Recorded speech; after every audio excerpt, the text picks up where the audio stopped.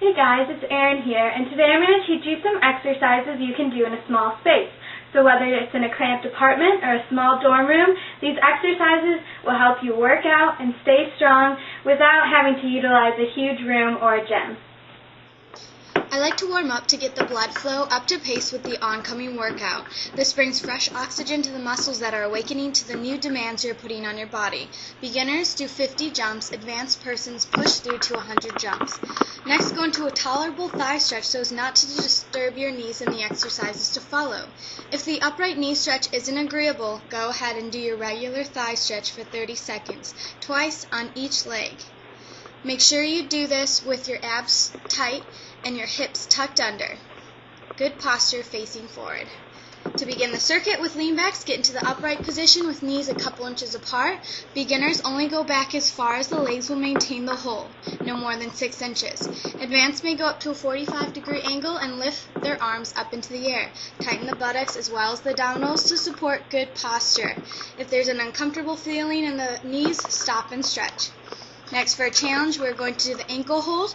This requires flexibility and strength training. Reach back both arms and grasp both ankles. Arch the back, drop the head for a stretch, and hold for 30. Moving into horse kicks, hold yourself parallel to the floor on hands and knees that are shoulder width and hip width apart. Kicking back one leg 30 times and then switch to the other side. Advanced levels include elongating the opposite arm of the leg, kicking for the duration of the set. You want to maintain your ab position and keep your hips tucked under.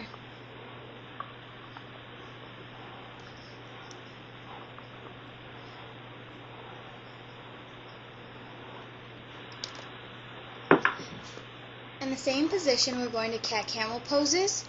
To start, arch the back, lifting the belly button towards the spine. Drop the head and feel the stretch along the back and shoulders. Hold for 5 seconds. Relax the belly and drop the back while lifting the head to look up.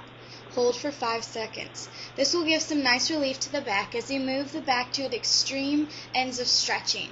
Repeat this 10 times each. Stay in the same position for glute lifts. While balancing, lift one bent leg so that the knee is at hip height. Repeat 30 times and then switch sides. This engages the buttocks for strengthening, arms for support, and abdominals for balance. Advanced levels include kicking the lower leg out upon lifting the knee. You might have to move sideways after you do your first set to manage your space, but it's a fairly simple exercise to do that will hold your abdominals and engage your lower body. Threading the needle includes balancing while lifting one arm back towards the ceiling, following the arm with your eyes. Return to the original pose and repeat 30 times each side.